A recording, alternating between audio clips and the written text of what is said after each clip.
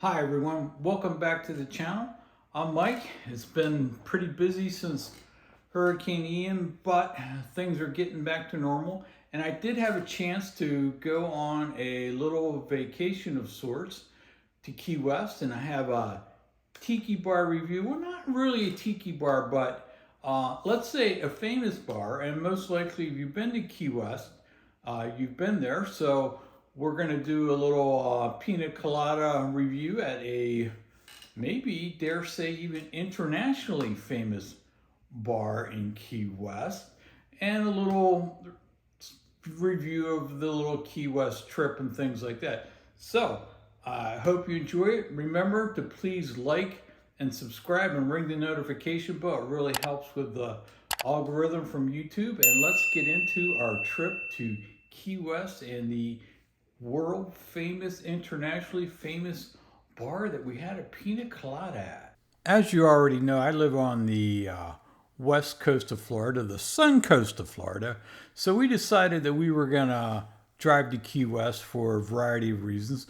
But it's a pretty easy drive. You just head south down I-75 to Naples, and you head east on 75. You go through Alligator Alley till you get closer to Miami. Then you head south and go through Homestead, and eventually you work your way on to Route 1 and drive all the way to Key West on Route 1. So it's a pretty easy drive. It was, we took the F-150 Power Boost, was awesome.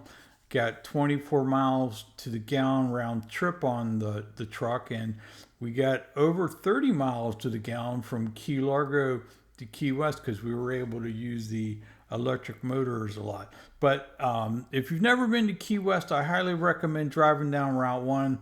Lots of other people have done YouTube videos on all the different keys and all the different little attractions you can see on the different keys. So I'm not going to do that, but I will show some videos of our drive down Route 1 through all the different keys. And so let's get into that.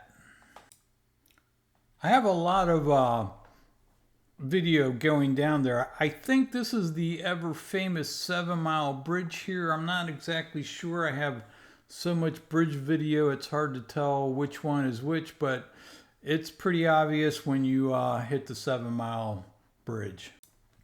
You can see the remnants of the previous rail bridge as you drive down Route 1 to Key West. All the old bridge fragments and pieces appear to be great places to fish. Lots of people fishing off the bridges, taking advantage of the underwater structure that the fish like to bring in some big fish. Unfortunately, I didn't bring my fishing poles with me, but the next time I go to Key West, I'm definitely going to bring mine and check out some of this bridge fishing off all the different keys. The best advice I can give you for the drive is just to take it slow, go with the flow of traffic, enjoy the scenery, and if you see something on a key that you think is interesting, stop and check it out, because there's all kinds of beaches and state parks and restaurants and bars and beaches to see and stop and investigate on your way down to Key West. So here we are, we're coming into Key West, heading towards Old Town. This is right as you enter the island, maybe a minute or so back.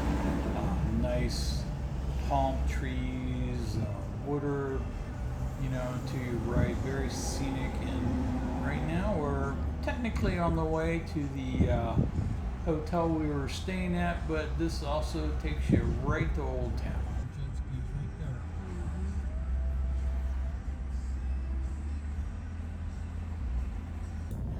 No trip to Key West is complete without going to see the southernmost point in the continental United States. And you can see the buoy marker right there. It's early in the morning and people are already queuing up for it to get their picture taken with it.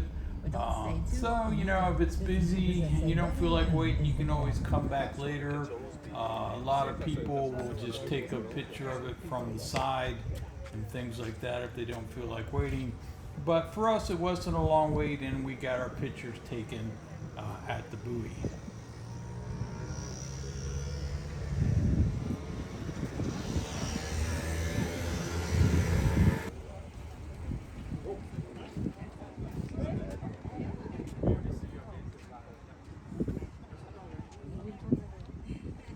There's certainly enough stuff at Key West going on for you to be occupied and have a fun time. I'm not going to try to provide a list. There's a lot of other YouTube channels and videos that have done that and probably done a better job than me. But there's all kinds of stuff to do there. You can go to the Hemingway Museum. You can go to the Truman Museum. You can go to the different various gardens and things like that. There's all kinds of historic stuff to say, trolley rides that take you on tours, and you could just have a great time adventuring and going to all the different places and seeing all the sites around the island and in Duval Street and things like that. And so there's a couple random pictures here of some of the places that we went, and we'll do some other videos here of where we went, and then we'll get to the Pinacolada review here real soon. So here we are on the south side of the island going down South Roosevelt. The airport is coming up on the left, and then the beach is on the right. Nice beach while we were there. Nice sand, clean water. People were out surfboarding, swimming, sunbathing, doing the types of things that people do at the beaches. It's a real pleasant drive too. There were lots of parking along Roosevelt when you get to the beach, but of course you have to pay those outrageous parking prices there or risk getting a ticket. So, but otherwise, it's a really great beach. If you're looking to spend some time at the beach, stop there, check it out. You'll have a good time. Good. Yeah, they seem to be making a killing on the parking there. There's some free boats there. You want them, Vicky? See them? All you gotta do is go get them. It might cost you more to repair it than it costs to buy a used one or a new one.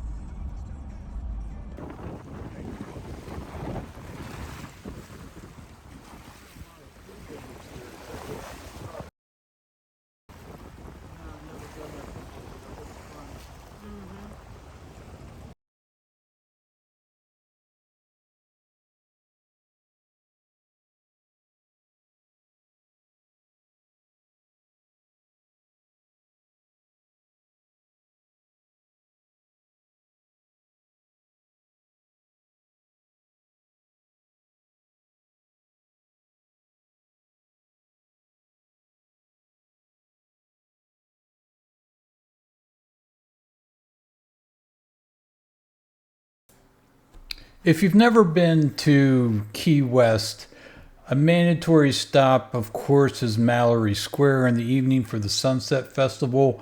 We were there.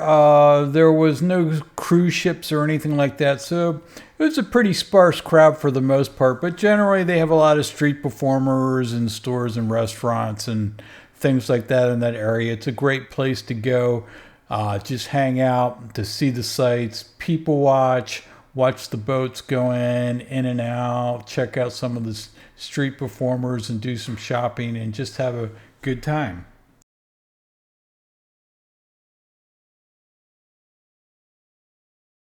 Of course, I particularly enjoyed this Tiki Bar boat.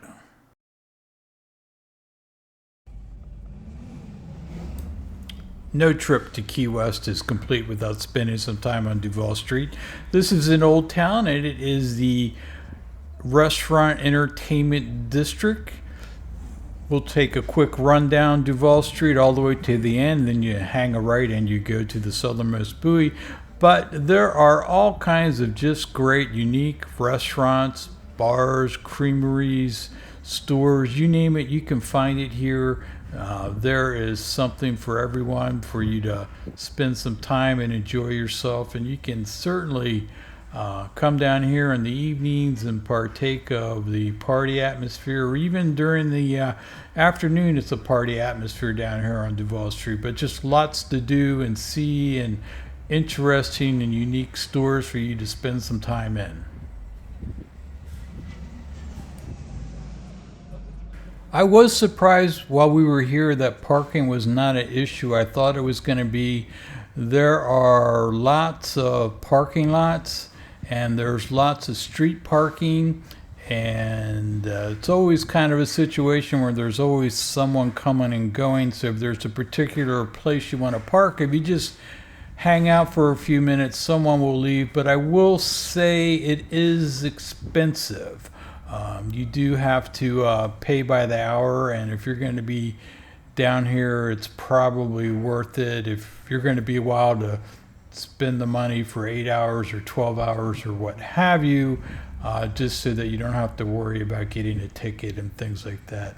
Although I didn't see police or meter maids or something like that checking cars, my gut feeling is that parking is ruthlessly enforced down here, and it's a major revenue source for the city.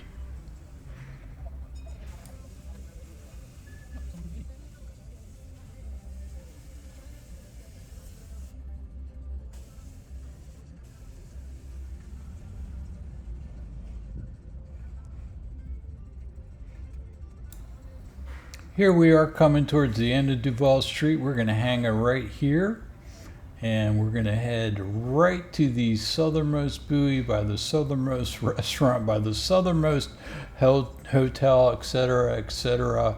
And there it is. Back to the buoy. This video's mystery Tiki Bar Pinacolada review is from none other than the, dare say, internationally famous Sloppy Joe's bar. If you don't know about Sloppy Joe's, it's a famous bar in Duval Street in Key West, supposedly where Ernest Hemingway liked to hang out, though there is a debate about whether it's the original place where Hemingway liked to hang out. Supposedly it used to be located somewhere else and moved at some point, but in any event, Sloppy Joe's is known as the hangout place of Ernest Hemingway. If that matters to you, maybe you're a Hemingway fan. I've only read one of his books, but I did enjoy it.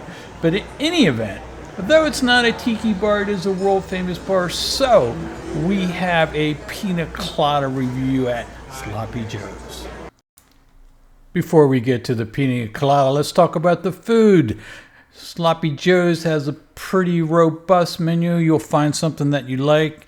I had the conch fritters and a hamburger. The conch fritters were okay, but the hamburger was delicious.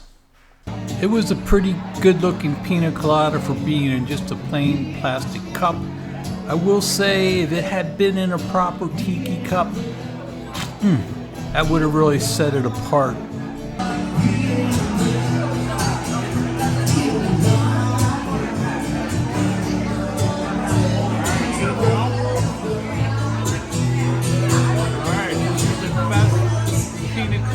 Sloppy Joe's in Key West, Florida. Taste here.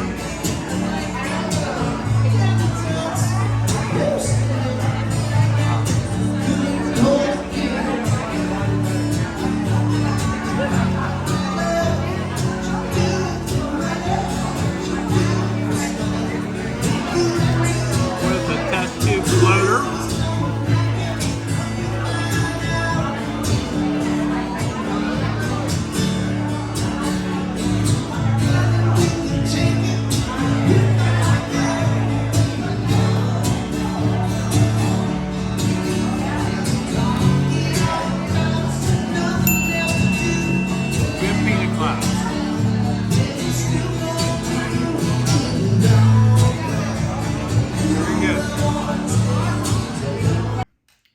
Okay, well that's it for our trip to Key West and a review of Sloppy Joe's and a pina colada at Sloppy Joe's.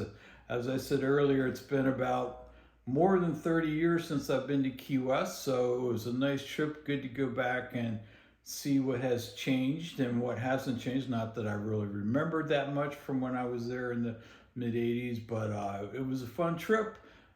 Please, if you liked the video, give it a thumbs up. Subscribe, ring the notification bell. It really helps with the algorithm, and I'll see you all at the next video. Bye.